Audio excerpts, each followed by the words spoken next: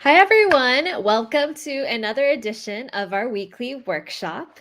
So we have some special guests with us tonight. First, we have Supriyo Roy, who is the CEO and founder of Atrium.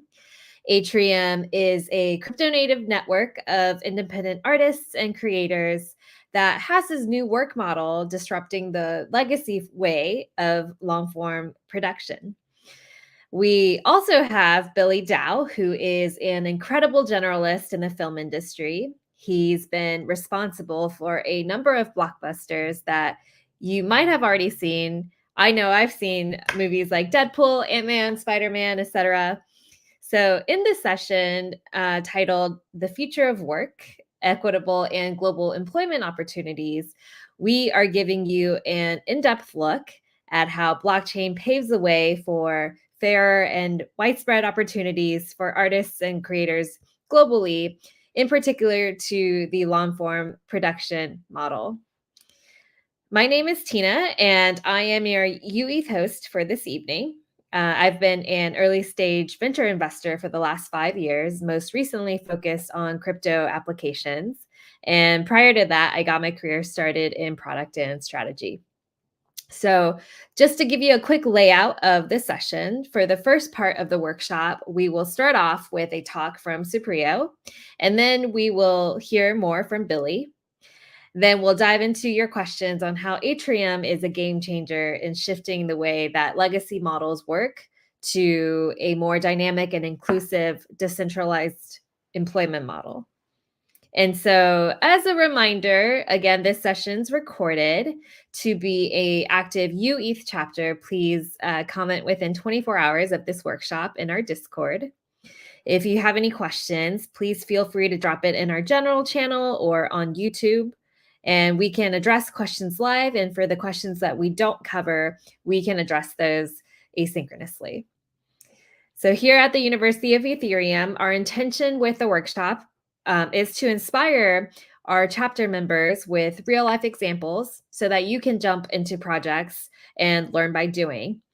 Our goal is to inspire the future leaders of Ethereum. So the challenge here to each and every one of you is to reflect on how you can make a tangible difference using the knowledge you'll gain today. So let's start off with a quick introduction of our guests. First, we have Supriyo, who is our topic expert. Supriyo, I would love if you could share a little bit about your background and what inspired you to create Atrium. Sounds great. Hey guys, thanks for having me. My name is Supriyo. I have been in tech for the last 15 years and in crypto, I think for about 6 years. And mostly before Atrium, I was leading product and design at Alexa for the smart home division. Have been an Ethereum native generally for the last couple of years and decided to dive in 21, doing things full time. Awesome. How did you discover crypto and what got you to leave Web2 and go into crypto? Well, crypto definitely came through, just an intent of exploring new technology and moonlighting while doing a lot of things I was doing in the technology side of it. And the more I dove in, especially towards the later end of 2020, what clicked for me was that utilizing NFTs, there was a completely new class of IP ownership which was emerging, and there was opportunity for new type of capital to be deployed around IP ownership, around a credible payment infrastructure and things like that. Awesome. So I'm sure we'll hear a lot more about that when you talk more about Atrium. Yeah. In the meanwhile, we're excited also to have Billy here tonight. Billy has been in the film industry for over a decade. We'll get into your origin story later, but we'll love to understand how you ventured into the world of crypto after working in traditional film for so long. Yeah, thanks for the introduction, by the way. So I started off, in film, and I wanted to transition to being in a more creative role. And I think if you know anything about film, you know how difficult it is to sort of get into those kind of positions.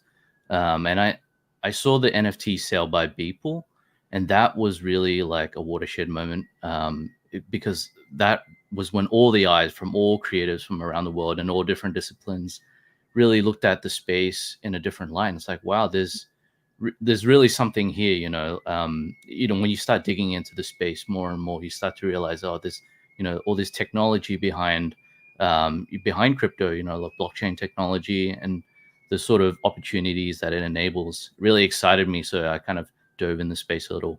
I haven't been in crypto and Web3 as long as Supriyo has. So, I'm still learning every day. Like today, for example, Supriyo sent me a little pixel art image from base paint, XYZ, and I was like, wow, that's something new. I didn't know you could do on-chain pixel art like that collaboratively. So yeah, really exciting space, and I think that's really how I just dove right in. I mean, I think crypto is changing so much that everyone's constantly having to learn to keep up. And I also feel very similarly in that what drew me into crypto more full time was also the cultural aspect, and how when you realize that there's this technology that has a specific ethos, that ethos, I think, draws in a lot of people. And so we're really excited to have you both tonight. Now that the audience knows a bit more about you, the first thing we're going to dive into is Supriyo's talk. So Supriyo, he will be giving us a quick primer on how long form production is done today, because I, for one, know very little about it.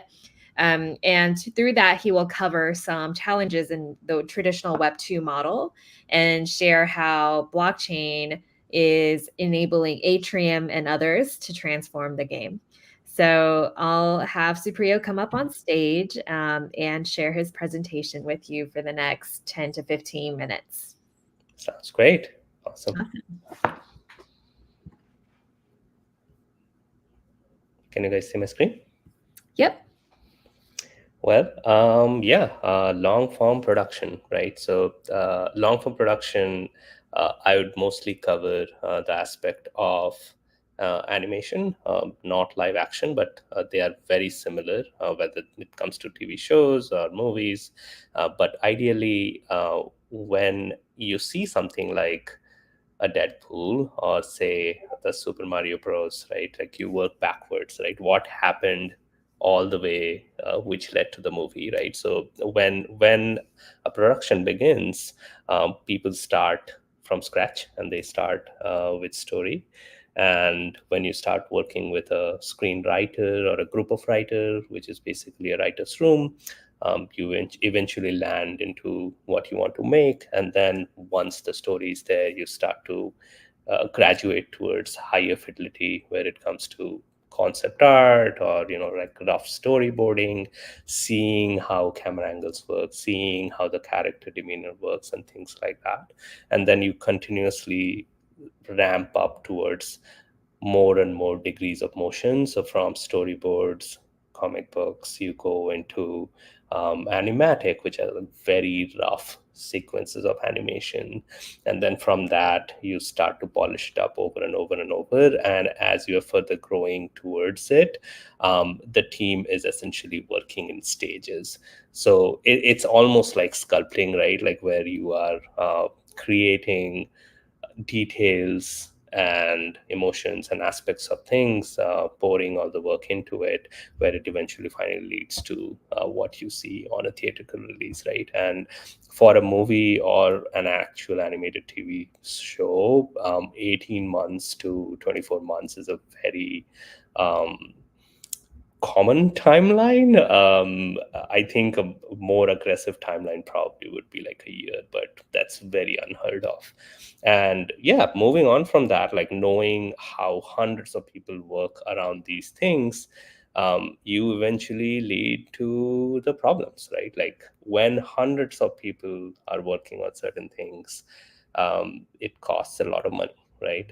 An average animated production on a lower end can cost upwards of 20-30 million dollars on just the production itself.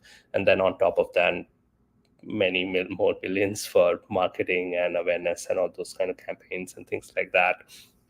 And when you're looking at productions, you almost always look at top of the funnel. So for instance, when you were thinking about Despicable Me, right, you would probably know Illumination, who came up with the Minions, right? And or you would know about Paramount, who came up with Transformers, but you don't know about the people who did the model of the Minions, the people who wrote the story of the Minions, the people who voiced a lot of the cast, apart from Steve Carell, who just who did Gru.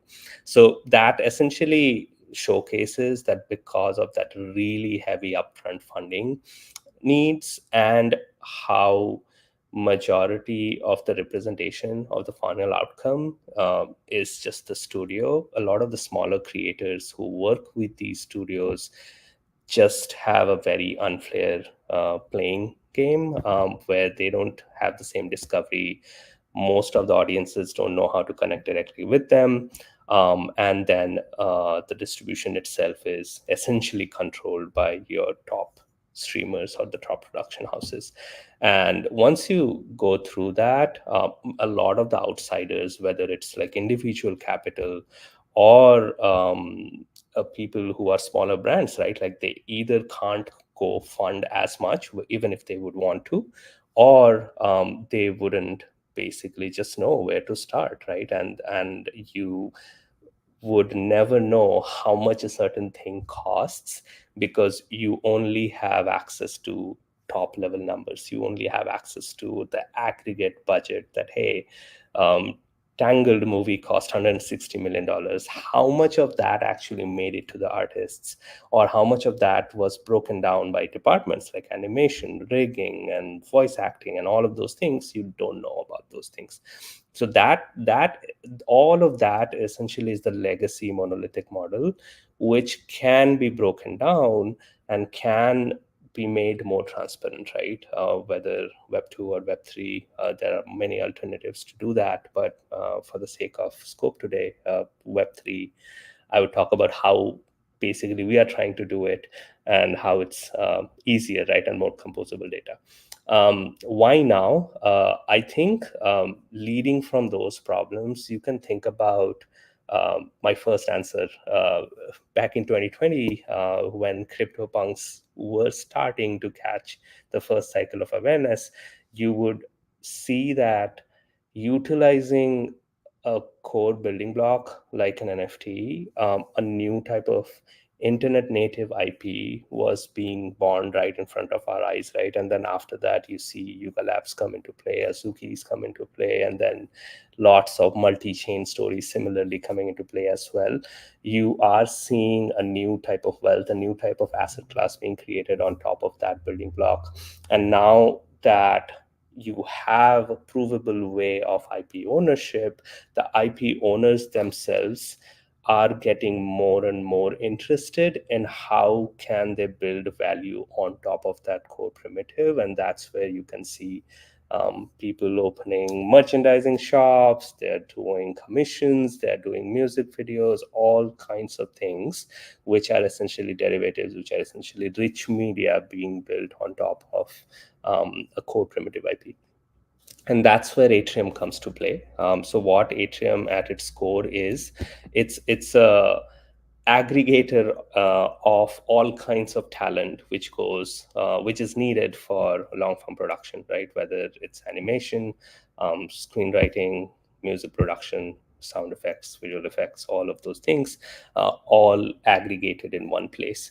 So it's a market power coordination tool for creating content. What's different about Atrium is, unlike a typical studio, which is brick and mortar, it's essentially location based. So they are restricted by labor conditions, labor laws, a lot of things around production costs and things like that. And also because of those restrictions, directly restricted on accessibility of talent. So a lot of people are situated all over the globe, right? Like, do they have the same kind of opportunities which a Disney can provide, or say a Warner Brothers can provide, if unless you are in LA, for example. So that's where Atrium comes into play. It's a fully remote aggregator built on top of Ethereum. We are Ethereum native today, where anyone essentially who has a certain kind of skill set, they can go and put their skill on chain. So what that means is tomorrow an Atrium can, an animator can come and say that, hey, I am so and so person, I have certain types of experience, and this is what I can do for you. And then once you define that, you essentially are putting your skill and availability on chain. What that means is you are putting your skill as an NFT for auction or sale, right? So unlike a traditional NFT marketplace where you go and buy the finished good, here you are buying a placeholder. And you essentially are going and seeing that, hey, ABC, say Supriyo, said, I would animate for you in 45 days, and it would cost you this much, right? You define that, you put it up front. And then once that information is live, then people who access Atrium in search for this kind of talent, they come in and buy or participate in a public auction to outbid each other, and eventually land the opportunity to work with the artist. So whoever ends up buying that NFT basically is establishing the contract that, hey, I hired you for certain services, will work together to make it happen. And because they have seen all the listed constraints up front, they are agreeing to it by default. So if the idea is that let's produce 2 minutes of animation and X amount of money, that's an established non-negotiable thing which cannot change later unless like you are ready to pay up more, and which also can be captured on chain. And when you do this over and over, every time the work gets completed, the NFT itself is updated with the final output. So what that does is that not only is establishing a certain type of economic expectation around an artist, it's also establishing on-chain reputation around the artist too. So for instance, if someone is working on a certain piece for 2 years, they over time amass a huge on-chain work history, which they can point out to other people and easily say that, hey, you cannot come in and negotiate with me on numbers because look, this is what other people have paid me. And that essentially removes the idea of negotiation completely from the picture, and makes it really easy for artists to not deal with selling their skill over and over. You are essentially using whatever the market defined over time for your work, for your work's worth and skills worth, as the primary moniker for people to come in and work with you continuously. And what this does is it's essentially aggregating across the board. So it takes out the barrier of entry for establishing a career path for an independent animator. So a lot of times, because of these skills, they are very specific. So people are good at a vertical level, but they are not always great on a horizontal level. So an animator might be really, really great on just the aspect of animation, right? But they might not be great on the modeling side of it. If they were to pursue something like this by themselves, it would be really hard, because when they work in a studio setting, they are paired up with the modeling department, or they are paired up with like lighting artists and things like that. So they always output as a group. Here they are constrained by their own limitations, and the idea there is that on Atrium you can almost pair up with anyone as like a Lego block, right? So if someone comes in and says that I have X amount of budget, and I want to produce something, you can essentially take up that work, and then you end up becoming the project lead, where you can then in turn go and pick somebody else to complement the skill sets you lack. And that way you can form a team on demand, form a production queue on demand, which can then dissolve when the project is finished. So that introduces a really interesting dynamic of lowering the barrier for you to also exist independently as a professional, and build your own credentials. And the idea there is that because it's on-chain verifiable, you would be cross-linked across all of these work outputs. So someone, if they collaborate with you on a certain NFT, they would be listed around that work output, and vice versa. So you, both parties would basically always be credited for things they would output, and that helps in building not just the person who is the main point of POC, but also people who are in, like secondary relationship, working with people on a certain part of project. What here you are seeing in this chart is essentially a very small example of an artist who started with Atrium, right? So before Atrium, that dotted line, when 3D Print Guy started, he comes from background of Pixar, stellar credentials. When he started in Web3, the idea there was that, oh, okay, I will take smaller commissions and things like that. And the idea of this was really broken in a sense that there was no tooling to support him on his journey, right? So he would go and message people who potentially could do something like this, whether it's, like other NFT holders or companies directly, cold outreach DMs and things like that. And almost always would end up underselling what potentially the market could provide for his skill, right? And the moment he moved away from that and went the auction route on a place like Atrium, suddenly that skill was up for grab across the board for everybody.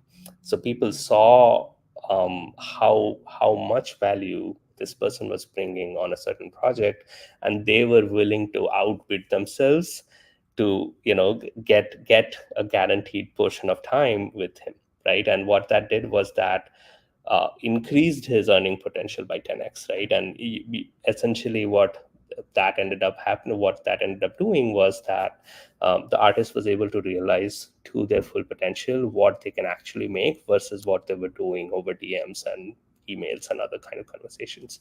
And I think that essentially concludes what we have been up to. And we have been able to do this for dozens and dozens of artists. Yeah, I love that. So thank you so much for sharing that talk. I think you did a really great job of highlighting where traditional film models or production models are broken, and that studios centralize a lot of power, and how this sort of gatekeeps as both financially as well as the discovery of talent, and then touching on how on-chain reputation, auction models, and just being able to empower a global network and talent pool.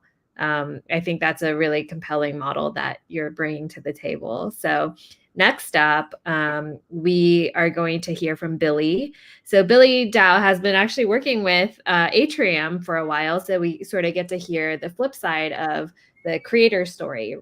And so Billy, as we mentioned before, he's been in the film industry for over a decade, has worked on a ton of great films from Marvel movies to Age of Adeline. I'm really excited to hear more about Billy's background, on how he got started in film, how he found Atrium, and some of the work that he's been doing with Atrium. And I think with this example, what we hope to highlight is the creator perspective of how a blockchain enabled model like Atrium is helping creators live out their fullest potential. So with that, I'll let you, Billy, take it away. Thanks, Tina. So actually, I started off in advertising. It's like a little dark secret of mine, but it was a little boutique studio in Sydney, working on a lot of different ads, all the way from your small Australian advertising, like companies, all the way to big ones. Like we worked on like a bunch of Unilever stuff in the past, and then I wanted to transition to film, because film was kind of like the holy grail of 3D artists.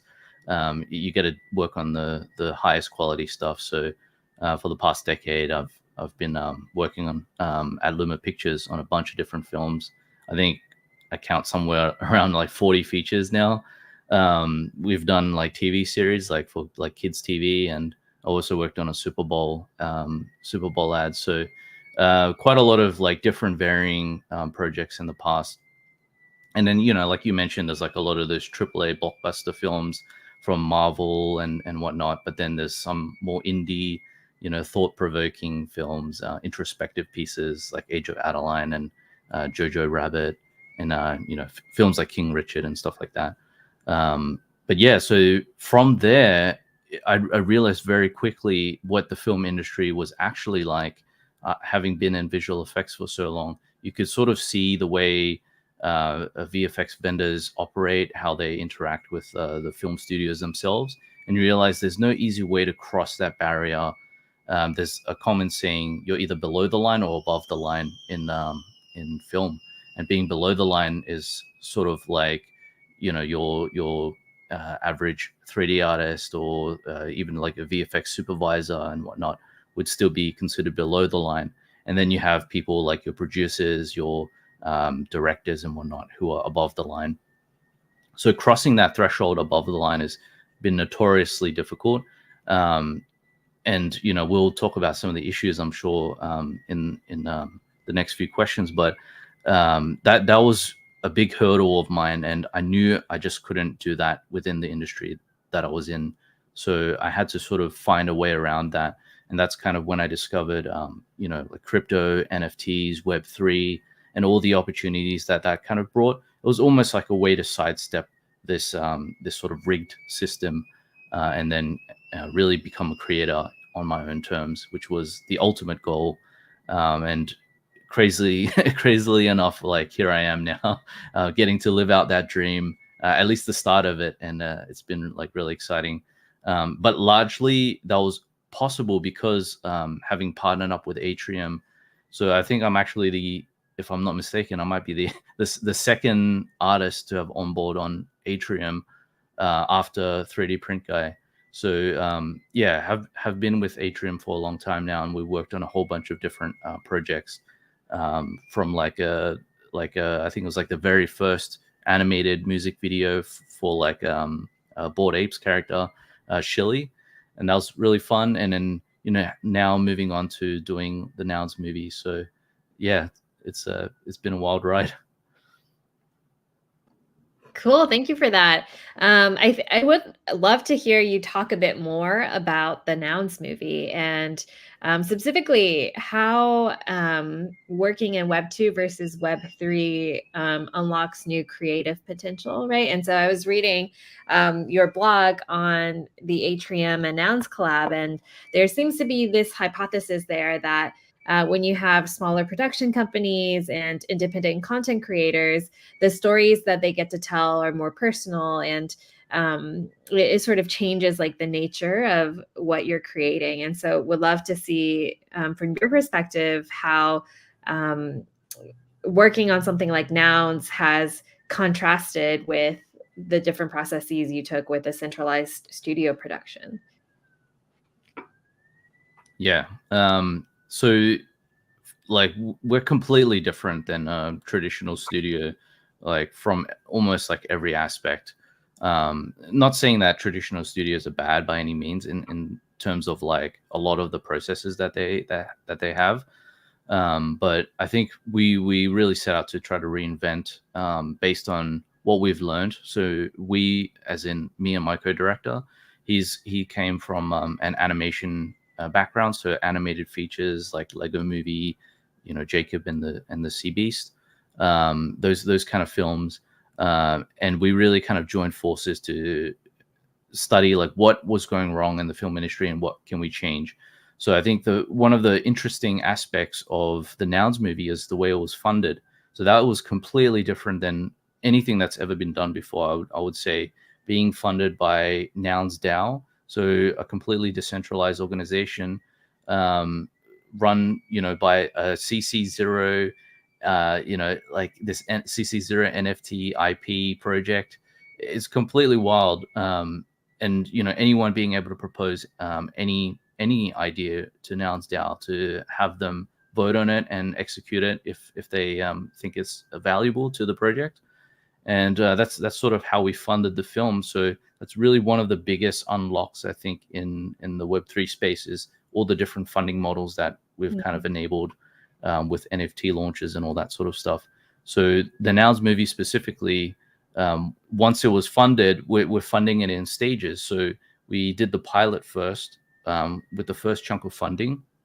And that was almost like a proof of concept to Nouns community, to say like, hey, we have the skills, we have like we can assemble a team, we have the quality that we're outputting is there. So it's really up to you guys now if you want to keep funding this. And they loved the output, and they decided to fund the next part, and that came out really well as well. And now we're doing the next 3 parts. So I think that's from just like a high level perspective, not even talking about the workflow and processes that HK, my co-director, and I, like, not even talking about those processes that we've changed on our end to produce the film. I think from a funding on-chain perspective, I think that's like a really interesting sort of thing that's changed. But yeah, I will actually also really love if you could expand a bit. And when you first discovered blockchain and you first dipped your toes in, like, what kept you going and working in blockchain? What was so exciting to you that drew you, and what led you to stay? I think really it was just like the unlimited possibilities. So it's very clear how the film industry operated, at least from my perspective, having been in there for so long. I could see that there's a ceiling for almost everybody, and to cross that barrier, or to break through that ceiling, you'd have to know someone. It's really just like this big nepotistic kind of rigged system, almost like the film industry. So when it came to blockchain and Web3, everything from like the ethos of it, how it was like sort of anti-centralization. It's all about decentralization, and just the transparency aspects. Like, those were promises of crypto and Web3 that I sort of held on to, because I knew there was inherent value to them, having come from the opposite side of the spectrum, seeing how things could just like, it's just like a very unhealthy system. You could see all that play out in real time, with the strikes and stuff like that. So there's no need for me to convince people how broken it is.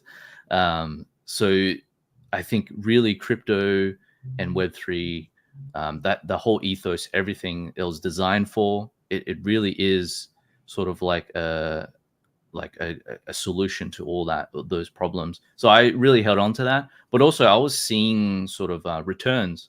Having only spent a year in NFT space, I was already seeing returns on like the work that I've been putting out. And partnering up with Atrium, for example, that was like the first big step in, okay, now I can really actually do this full time, replace my job completely. I have way more creative freedom, and it's way more fun. So it wasn't really like I had to hold on to anything. It was just things just played out in real time really easily for me. So it's Love that. Yeah. Love that. So now we're going to move towards the workshop section, where we have more of a conversation with both speakers. And if this conversation inspires any neat questions, please drop them in Discord. We also have some questions that we've gathered from our community. But in the meanwhile, I think one thing I want to refresh for the audience is our core topic for this workshop is really around how blockchain enables new work models, right? And so far, we're talking about how Atrium is enabling new work models for creatives in long form production. And so we've talked a lot about, the traditional film industry so far, how Atrium is doing things differently with blockchain. We've highlighted Billy's path and also his work with Atrium. But just so the point doesn't get lost in the flow of things, I would love if one or both of you could sort of summarize for us how employment really has changed within the context of blockchain, right? And perhaps a expanded question here could be, how do you see this decentralized employment model expand to other verticals outside of the long-form production that you're focused on?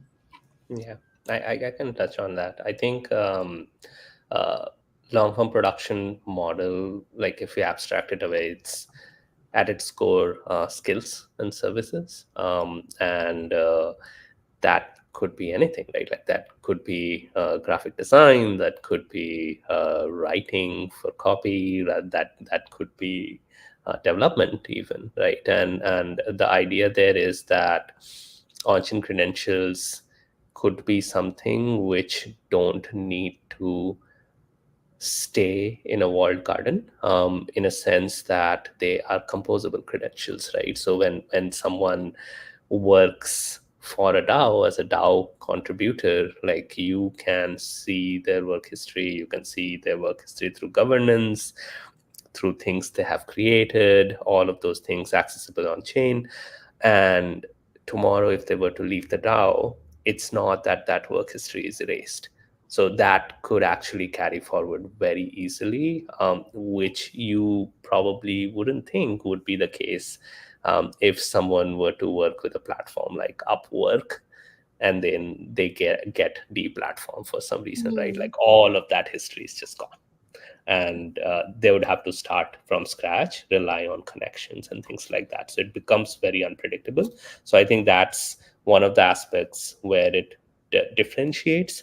Another aspect is essentially mimicking similar models people are used to. So for instance, if you are working in Atrium's context, we almost always go for people settling what the project budget is on chain. So if you are working on a project which is about creating an animation, right, we are not relying on haggling with people that, hey, work is done, send us payment, invoices, all of those things, right? So a lot of that manual work is taken away and it's settling on chain immediately when they're buying things. So that de-risks the person working almost immediately right at the front. And that's one of the ways where, it's inherently trust based, and that trust comes from their credentials which they're establishing. And the second aspect is that if you don't want to go that route, you can go about things with like streaming protocols, right? Like where people are getting paid over a period of time like an actual salary. So that can create a very predictable working environment for a person who essentially is working with people, where like they understand that they would have a paycheck at a certain amount of time, right? And that's a second aspect, I think, which is really interesting. Yeah, that is interesting because effectively what you're saying is like right now, the way that people are getting new jobs, even in a Upwork context, is with like a resume or with something that they're specifically marketing about themselves. And even with platforms like Upwork, it's like your review that a customer may or may not have left you. And so like in the blockchain context, it's like if you've done the work, and the IP is, for instance, an NFT that lives on chain, and you're able to sort of assign like almost micro responsibility, right, to different creators. Like, for instance, when Billy was talking about collaborating with a co-founder, like whoever is contributing to that IP all have some ownership over it. So yeah, that's a really compelling superpower of blockchain, which I think we've alluded to in the past around transparency. And transparency is not just like a core ethos, it's also something that truly lives in the technology. And so on this topic of transparency, I think it would be helpful to hear you both contrast the crypto world's ethos of transparency against that of traditional media. I would love to just like focus our conversation more on examples like Hollywood accounting, or the different ways that traditional world isn't as transparent, and how this transparency has impacted the way that creatives interact with both content and financial transactions.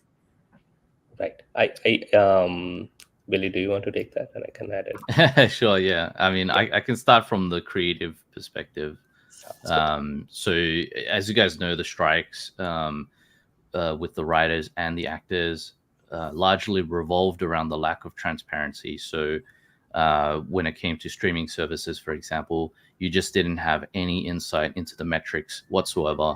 You didn't have any insight into like things like viewership count, things like the stream count, etc., and how much people were being paid. So the lack of royalties, transparency in the streaming world, or just like inherently the lack of royalties, period, is like one of the big contention points of the strikes. So I think that's something that largely gets solved with blockchain technology. Like you could see how the accounting is broken down to like percentages, like based on like the work done, right? So you could define that all in a smart contract, for example, and just have that being paid out automatically. And that's something that it just takes all that sort of that opaqueness out of the equation, and people can finally just do what they're supposed to do and just be creatives for the sake of being creatives and not trying to just fight for their survival. So yeah, I think in that sense, that's something that once there's still a lot of infrastructure being built out around that, but I think we've Supriyo and I have had many talks with a lot of different creators in the space who are trying to tackle that problem, as well as we're trying to tackle that problem on our end in our own way as well. So I think when all that infrastructure is finally built out, I think you'll start to see just a natural shift of all sort of creatives from all different disciplines coming into the space just for that one aspect alone, let alone all the other benefits that Web3 comes with. But yeah, I'll let Supriyo talk about the zero accounting stuff and all that other stuff. I think Hollywood accounting is interesting because it goes all the way back to the point of opaqueness. Like, for instance, the movie Tangle, like costed $160 million, right? And where did that go, right? Like, so you don't know how many people worked on the project because that data is confidential. You don't know whether that money was spent on star cast or that money was primarily spent on executives. And that essentially is the lack of transparency. On top of that, when the movie actually airs, right, and it say made hundreds of millions of dollars on the box office, it's deemed a success. Are there residuals which actually went to the production crew, the people who burnt the midnight oil to make it? I think those are the things which you just fundamentally cannot do on blockchain because of the nature of public ledger. So people will find out sooner or later, check the chain, right? So I think in that sense, what happens is utilizing blockchain, you can exactly define at a contribution percentage level how much what person is making, right? And then whether like if it's animation department which is being like the biggest heavy hitter in a bigger production, majority of the revenue goes to them, right? So and you can see that happening through. And then because of the aspect of split contracts and similar things existing on chain, you can also say that, hey, Nouns, you produced this because you financed it expressly. So if the company or the production makes money, then this goes back into the split contract, and then it gets split again in form of residuals, giving money back to the financiers, giving money back to the talent as well. And that money flow also you can see when it starts to happen. So that way, I think it's not just during production transparency of how funds are being spent, but post-production as well. And yeah, I think that's just, I don't see that happening on a non-blockchain world. Right. So far we've talked a lot about transparency, both in terms of financial transparency, as well as like reputational transparency. We've also touched on how blockchain has really enabled new funding models for film production or long form content production. I have another question, and then I'm going to move on to a live Q&A, and then we'll wrap up the conversation. But one thing we've touched on in the past, and Billy, you touched on in your talk, was how blockchain has sort of enabled you to explore new workflows and creative processes. Specifically, you previously mentioned this idea of like building in the public, which wasn't previously available. And so I would love for you to just expand a bit more on how blockchain, aside from these financial equations, is also benefiting some creativity for how artists are working today and how these workflows are changing. Yeah, so as I'm sure everyone's aware, but Hollywood is just incredibly secretive in terms of anything that gets shown. It basically, you don't see anything about a movie until the trailer drops or until the actual film comes out. And they have like their own weird ways of testing the film with like friends and families and whatnot. But largely, it's very just a closed door sort of thing. Whereas we like working on like a project like Nouns, which is CC0, we have so much freedom to showcase the work. We don't have studio execs telling us like, hey, you can't show this or you can't show that. So we have this like really open, like a transparent work sort of workflow, I guess. When we do something and it's ready, like it's approved, we can show it to the public, get the Nouns community to sort of react to it, get their input if they have feedback or they have input. So we're kind of involving other people from like the Nouns community and also the broader community to sort of like just get involved in the film, get excited. And it also helps like for marketing purposes, like getting people to retweet the concept art or retweet some clips that we've released. And we're able to showcase everything from early concept work all the way to just like rough animation and compare that with like the final output. Because I think all that sort of stuff is the kind of BTS stuff that you really want to see in a film, but it's like you only get little glimpses of it. And a lot of the time, the BTS stuff that you see in film, it's all BS. It's all faked. Like they just shoot it after the fact, and it's not really BTS. It's kind of like stage BTS. So I think what we're doing, you actually get it, see behind the scenes. Like you actually get to see the concepts that we're developing, the early versions of the designs, like the real early versions. So another big gripe I have is a lot of the concept books, the art of books that get released. Like most of that stuff is just like done after the fact. So, I mean, some of it is legitimate, but some of it is just paint overs from the actual film. So it's all like facade. Whereas I feel like being able to showcase our work as we go really keeps us accountable as creatives, but also gives the community insight and involves them into the film. So I think that's a huge difference.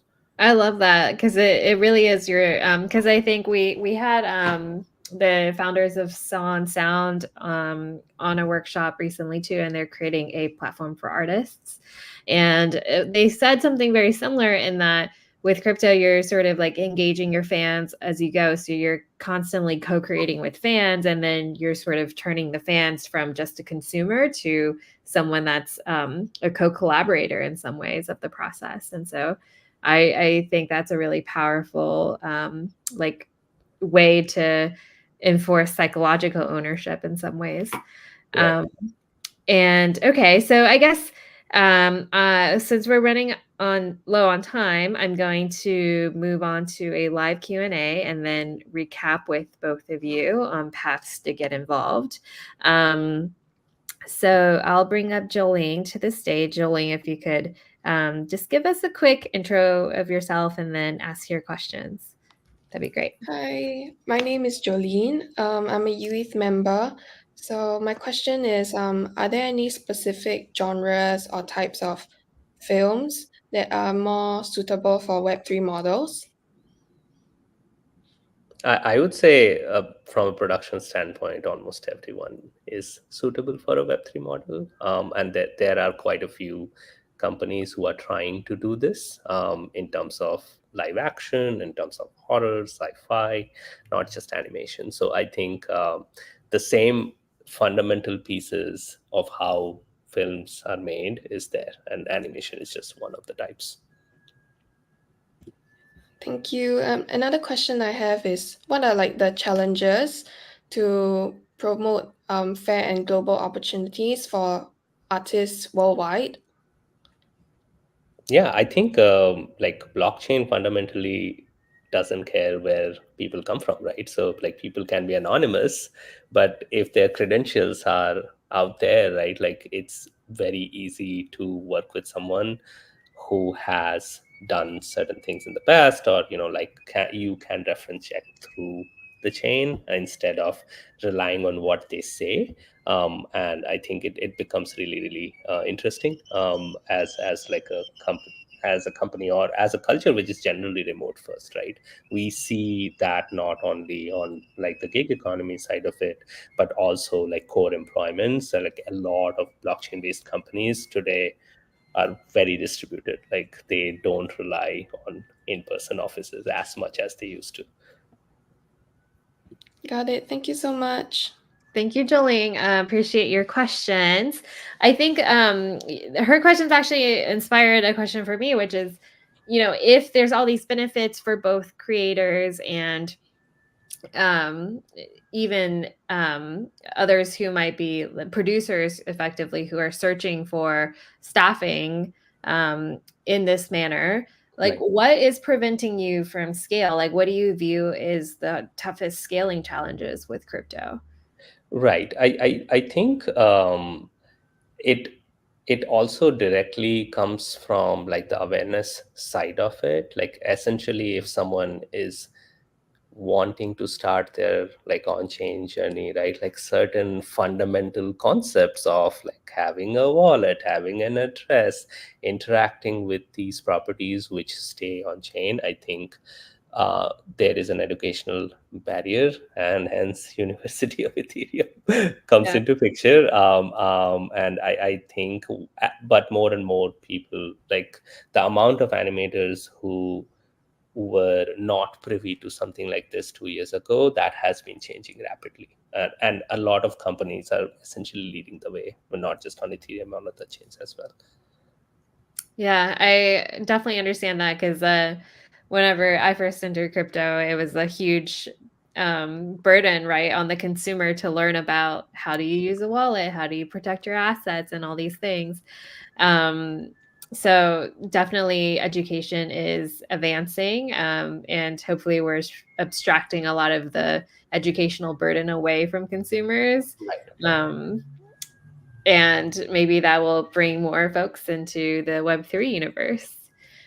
Cool. So we're coming up on the last few minutes of the session. So for the last few minutes, I would love for you speakers to share how either you ETH members can get involved in your projects or any last parting words that you might have for them. So maybe Supriyo, would love if you could give us a quick download on how to get involved with Atriums and other models like Atrium in the film space in crypto. I know you onboard people all the time. So how do people find you and perhaps apply to be part of your network? Right. Yeah. So Atrium, check out atrium.art. That's the website. We are on Discord. We are on Twitter, and we onboard people like continuously. So one of the easy ways is to just reach out, hop on Discord and DM us, and somebody will get back to you. Or you can also use the form down below on the page, on the main homepage on Atrium, to just submit an intent, and then someone can get back to you as well. And apart from Atrium, I think within the film space, like, you can search by the hashtag of Film3. There are tons of people who are building adjacent things in terms of tooling, infra, other things as well. Cool. I didn't realize that's what the It is a thing. well, that's cool. All right, Billy. So your final words. I'd love to have you share a bit more for our members as well as our students, how to get started in film. Because I think, the film industry in general, the barrier is quite high. So we'll love any words of advice and parting wisdom that you're willing to share. Yeah, I think starting in traditional film is a very different roadmap than, I guess, starting in film 3, for example. And if I had to give recommendation, I would say, like, if you're a new filmmaker, it's always good to have the experience in traditional film industry to see some of the processes that do take place, and to get in trad like media. It's really just any job, like, just get any job possible, and then try to transition to the roles that you want to do. Again, it's very difficult to do, but for film 3, I think just being involved in the space. So much of Web3 at the moment is very networking based. So you meet a lot of people just based on, like, DMing people, just being active on places like X, and really just kind of immersing yourself into the space, learning who the players are, learning who's building what. And I think that really gives you a good broad overview of, like, the landscape of film 3. And from there, you can, like, spur on your own ideas of, like, oh, there's like a gap here that nobody's sort of building in, and I can, if I'm a dev, I can sort of jump in there and sort of fill that demand. I mean, like I said before, like, all the infrastructure is still being built out. So there's so much need for infrastructure for films, for example. Like, large productions, to assemble a team for a large production requires so much, just so much infrastructure. And we're still very much in the early days. That's why you don't see these massive Web3 productions coming out just yet. So I think there's, like, definitely a demand for more infrastructure, for more build out in the space, just along the same ideas of what we were discussing. But yeah, like, I would say just being immersed in the space is definitely the number one thing, I think, to get into the space. Thanks for that. And where can people catch the Nouns Movie? Nouns.movie. Movie. Awesome. Well, cool. That's a wrap for tonight. We'll catch you again next week on Wednesday with new guests. And as always, at UETH, our intention with workshops is to inspire everyone with real world examples so that you can find projects that inspire you to participate and learn by doing. So would love if you all take some time to reflect on what you learned here today, and see if you can make a tangible difference using blockchain. So thanks again to our guests. Everything you shared was amazing. We'll drop a recap into our newsletter, and then we'll have a blog post out about this topic in the next few weeks. And with that, it's a wrap for tonight. Thanks, everyone. Thanks, guys. Thank you.